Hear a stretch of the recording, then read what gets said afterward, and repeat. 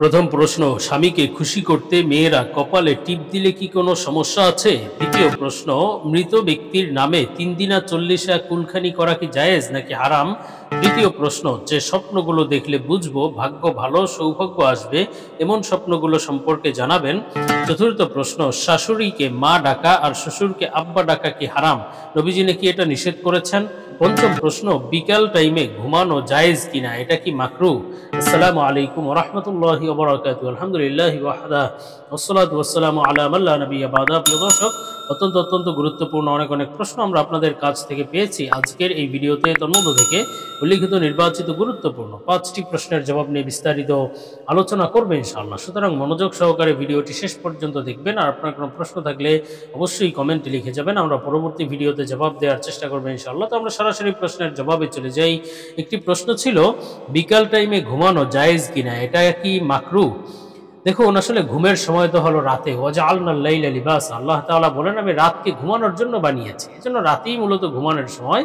কিন্তু যদি আপনি দুপুরের সময় ঘুমান অথবা কিছুটা বিশ্রাম নেন, এটা মুস্তাহাব। কেননা এটাকে কাইলুলা বলা হয়েছে হাদিসের ভাষায়। নবীজি সাল্লাল্লাহু আলাইহি সাল্লাম দুপুরের সময় কিছুটা বিশ্রাম নিতেন, এটাকে কাইলুলা বলা হয়। সুতরাং দুপুরের খাবারের আগে অথবা পরে আপনি ঘুমিয়ে নিতে পারেন বা বিশ্রাম নিতে পারেন, তবে এর সময়সীমা হলো আসরের আগ পর্যন্ত। আসরের পরে ঘুমানো থেকে নিরুৎসাহিত করা হয়েছে, মাকরুহ বলা হয়েছে, কেউ মাকরুহ বলেছেন। এবং এটা বুদ্ধিহীন হয়ে যাওয়া অথবা স্মৃতিশক্তি বিলুপ্ত হয়ে যাওয়ার কারণ বলা হয়েছে। সুতরাং আসরের পরে ঘুমানো থেকে বিরত থাকা চাই। মাগরিবের সময় ঘুমানো, এগুলো আসলে ঘুমানোর সময় না।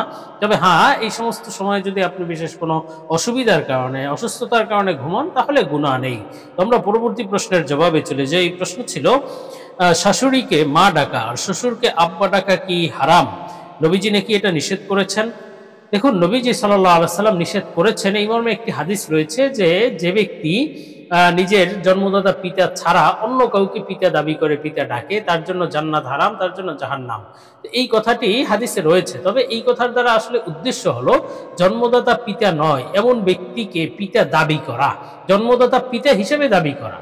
পিতা ডাকা বা জন্মদাতা পিতা, সে আমার জন্মদাতা পিতা, সে জানে যে আসলে সে তার জন্মদাতা পিতা নয়, কিন্তু তার মাধ্যমে বংশ সম্পর্ক সাব্যস্ত করার জন্য তাকে জন্মদাতা পিতা হিসেবে দাবি করাটাকে হারাম করা হয়েছে এবং এটা জাহান্নামে যাওয়ার কারণ বলা হয়েছে, জান্নাত হারাম এই ব্যক্তির জন্য। আর আমাদের দেশে যে শাশুড়িকে মা ডাকা হয়, শ্বশুরকে বাবা ডাকা হয়, এটা আসলে জন্মদাতা পিতামাতা হিসেবে ডাকা হয় না, এটা শিষ্টাচারিতা, ভালোবাসা, মহব্বত থেকে ডাকা হয়। সুতরাং এটা ওই হাদিসের অন্তর্ভুক্ত নয় এবং নিজের শ্বশুরকে বাবা ডাকা, শাশুড়িকে মা ডাকা, এটা নাজায়েজ নয়, এটা জায়েজ আছে।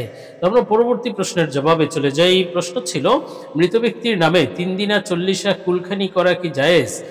দেখুন, মৃত ব্যক্তির নামে যে ৩ দিনা ৪০ কুলখানি করা হয়, এটা মূলত ইসলামী সংস্কৃতি নয়, ইসলামী সংস্কৃতির বহির্ভূত। এটা মূলত হিন্দু সংস্কৃতি থেকে এসেছে। মৃত ব্যক্তি মারা গেলে নির্ধারিত দিন ৩ দিনে, ৪০ দিন পরে অথবা বছরে একবার কুলখানি করা হয়। ওই যেই দিন মারা গিয়েছে মৃত্যুবার্ষিকী পালন করা হয়। তো এই বিষয়টি আসলে ইসলাম সমর্থন করে না, বরং এটা কেউ যদি দিন ইসলামের অংশ মনে করে, ইবাদত মনে করে এবং এটাকে যদি ইসলাম সমর্থন কৃত বিষয় মনে করে, তাহলে এটা বিদআত হবে।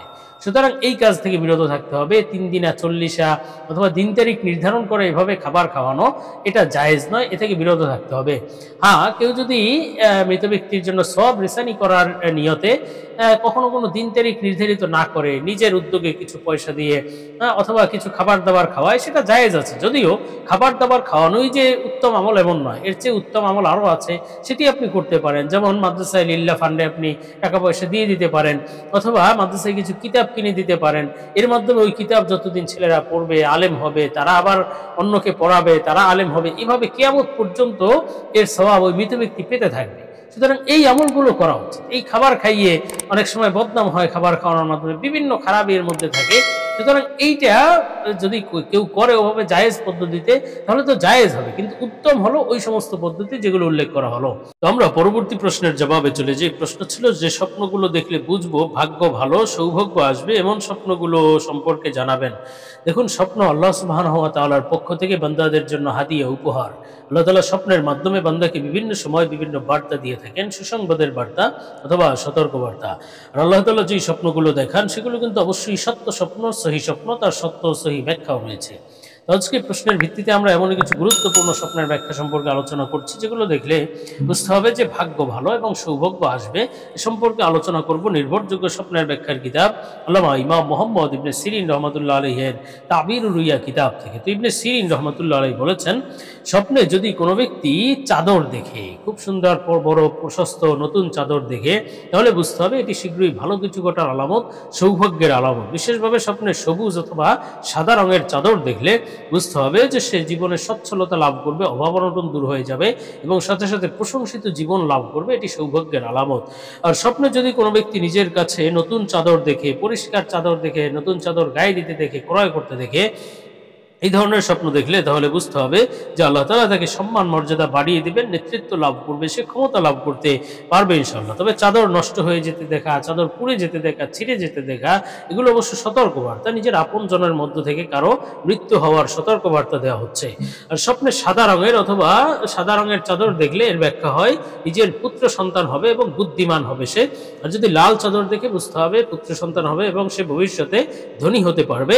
আর কালো চাদর দেখলে পুত্র সন্তান হওয়ার আলামত এবং ভবিষ্যতে সে আলেম এবং জ্ঞানীগুণী হতে পারবে ইনশাআল্লাহ। আর স্বপ্নে যদি কেউ নতুন চাদর দেখে অথবা রাতের বেলা চাদর গায়ে দিতে দেখে, নতুন চাদর, প্রশস্ত চাদর গায়ে দিতে দেখে, বুঝতে হবে শীঘ্রই বিবাহ হয়ে যাওয়ার আলামত ইনশাআল্লাহ। আর স্বপ্নে যদি কোনো ব্যক্তি চাদর দেখে, তাহলে এই স্বপ্নের ব্যাখ্যা ইমাম জাফর সাদেক রহমতুল্লাহ আলাইহি মোট 10টি উল্লেখ করেছেন। এর মধ্যে থেকে কিছু স্বপ্ন অবশ্যই সৌভাগ্যের এবং ভালো কিছু ঘটার আলামত, ভাগ্য ভালো হওয়ার আলামত। একটি হলো ইজ্জত সম্মান লাভ হবে, আরেকটি ব্যাখ্যা হলো সন্তান লাভ হবে বা সন্তান জন্মগ্রহণ করবে, আরেকটি ব্যাখ্যা হলো সে বুজুর্গি লাভ করবে, আল্লাহ তাআলার প্রিয় বান্দা হতে পারবে ইনশাআল্লাহ। এবং চাদর দেখার আরেকটি ব্যাখ্যা হলো প্রচুর অর্থ সম্পদ লাভের আলামত, আরেকটি ব্যাখ্যা হলো সে দ্বীন, ইলম এবং ইলমের জ্ঞান লাভ করতে পারবে, আরেকটি ব্যাখ্যা হলো সে দ্বীনের উপর অটল অবিচলভাবে থাকতে পারবে ইনশাআল্লাহ। তো আমরা পরবর্তী প্রশ্নের জবাবে চলে যাই। প্রশ্ন ছিল, স্বামীকে খুশি করতে মেয়েরা কপালে টিপ দিলে কি কোনো সমস্যা আছে? দেখুন, স্বামীকে খুশি করা তো অবশ্যই এক প্রশংসনীয় কাজ, তবে সেটা ইসলামী শরীয়তের মধ্যে থেকে করতে হবে। লা তাআতা লি মাখলুকিন ফি মাসিয়াতিল খালিক। আল্লাহ রাসূল সাল্লাল্লাহু আলাইহি ওয়াসাল্লাম বলেন, স্রষ্টার অবাধ্যতার মধ্যে সৃষ্টির আনুগত্য করা যাবে না।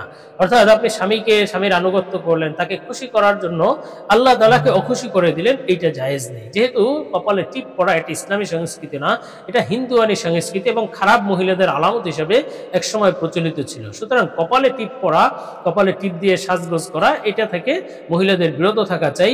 সেটা স্বামী যদি করতে বলে, নির্দেশ দেয়, অথবা স্বামী যদি এতে খুশি হয়, তো স্বামী এতে এইটা করে খুশি করার দরকার নেই, বরং অন্যান্য সাজুগুজু আপনি করতে পারেন। এবং স্বামী যদি এটাকে নির্দেশও দেয়, এটা মানা যাবে না। কেননা কোনো হারাম কাজের নির্দেশ, কোনো নাজায়েজ কাজের নির্দেশ স্বামী দিলে সেই আনুগত্য করা যাবে না, বরং এ থেকে বিরত থাকতে হবে।